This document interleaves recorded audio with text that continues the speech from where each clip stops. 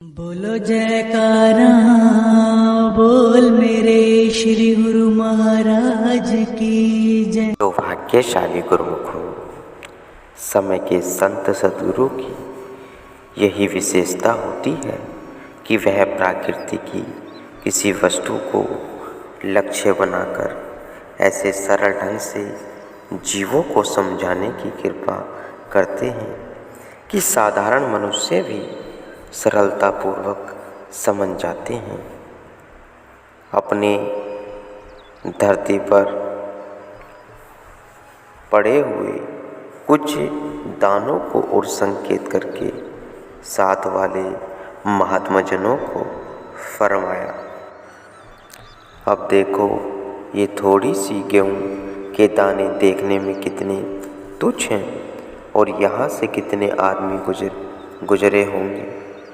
उनकी दृष्टि भी इन गेहूं के दानों पर पड़ी होगी, परंतु इनको तुच्छ जानकर किसी ने इनकी कोई और ध्यान नहीं दिया।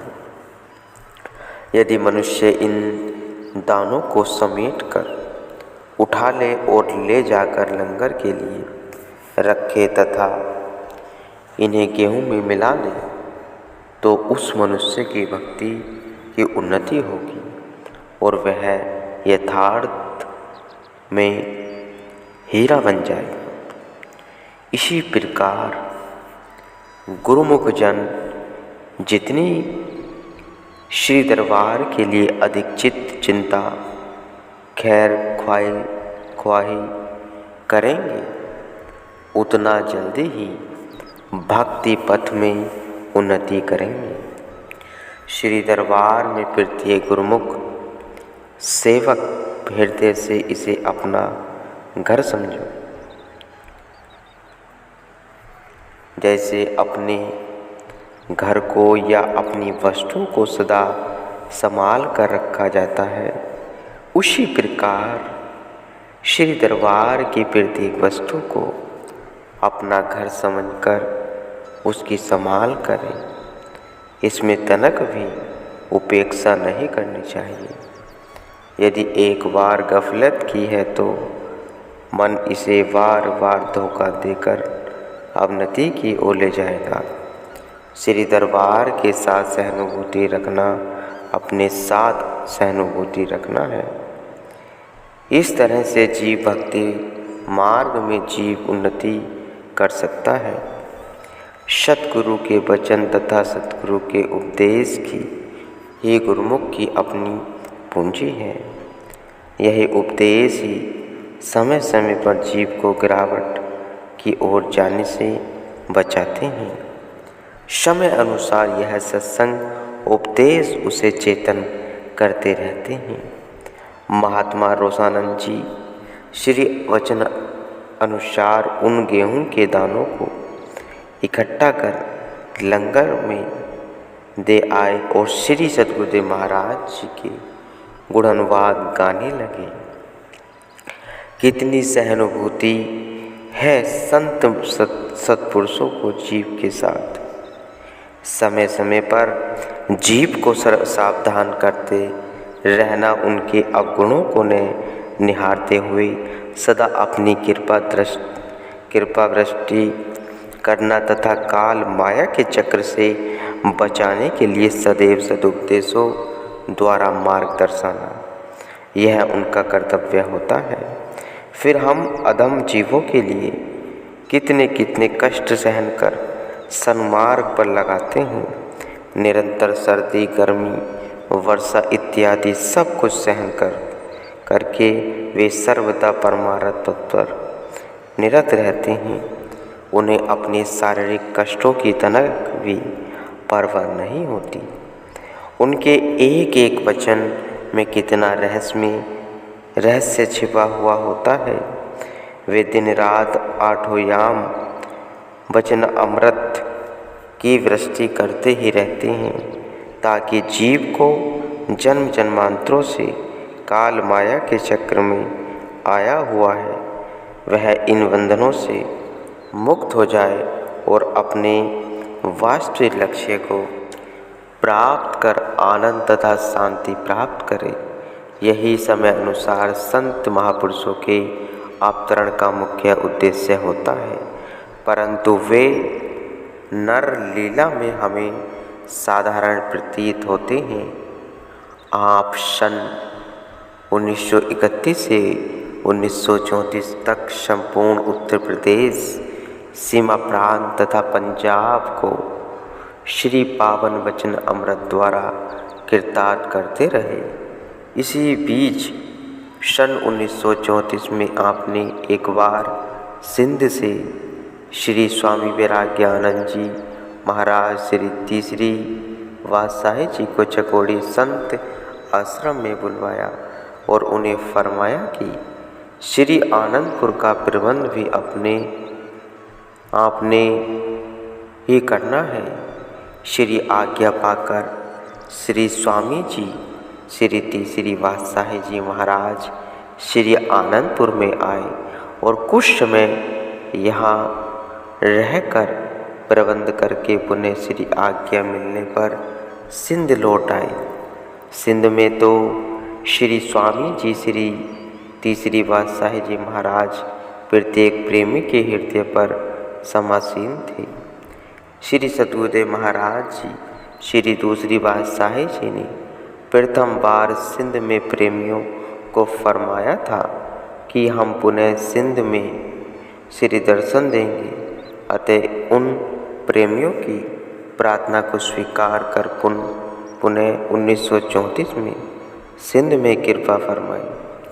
आप इस बार अधिकतर श्री स्वामी जी श्री तीसरी वात्साही जी से ही सत्संग करवाते रहे, परंतु कभी कभी जब आप श्री सतगुरुदेव महाराज जी श्री दूसरी वात्साही जी मौज में आते तो छोटी छोटी बातों पर भी कितनी ही रहस्यमय वचन फरमाते,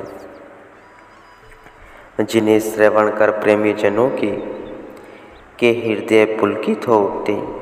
ऐसे ही एक बार आपने महात्मा सुखात्मानंद जी के विषय में भी रहस्यमय वचन फरमाए, जिससे कि महात्मा सुखात्मानंद जी के भी ज्ञान चक्षु खुल गए और अन्य महात्मा जनों को भी संत महापुरुषों के सुखदायी वह एवं कल्याणकारी श्री वचनों को सुनने का अवसर मिल गया।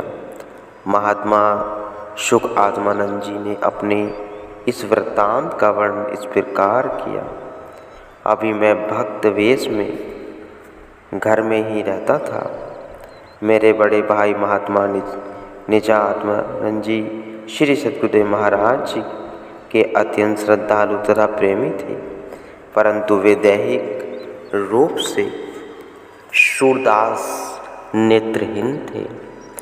जब श्री सतगुरुदेव महाराज जी श्री दूसरी वात्साही जी ने स्थान लक्की जिला सक्कर सिंध में शहर वाले आश्रम में कृपा की, तो मैं अपने बड़े भाई साहिब जी के आग्रह पर उनके साथ श्री दर्शन के लिए आश्रम पर गया। जब मैंने श्री सतगुरुदेव महाराज जी की मनोहरी दिव्य छटा को निहारा तो मुझे अपनी सूध बूध ही न रही। श्री दर्शन कर सत्संग पश्चात में मैं अन्य भक्तजनों के भांति लंगर आदि की सेवा में लग गया। मेरे मन में श्री सतगुरुदेव महाराज जी के श्री चरणों का प्रेम तरंगित हो उठा। मैंने अपने बड़े भाई महात्मा निज आत्मानंद जी को आग्रहपूर्वक कहा कि मुझे भी श्री सतगुरुदेव महाराज जी से साधु वेश दिलाइए। पहले तो मेरे भाई साहिब जी ने मेरे साथ बहुत से प्रश्न किए कि संसार त्यागना कोई आसान काम नहीं है, यहाँ अनेक कष्टों को सहन करना पड़ता है आदि, लेकिन मैंने एक ही उत्तर दिया कि श्री सतगुरुदेव जी की कृपा से मन स्वयं मर जाता है।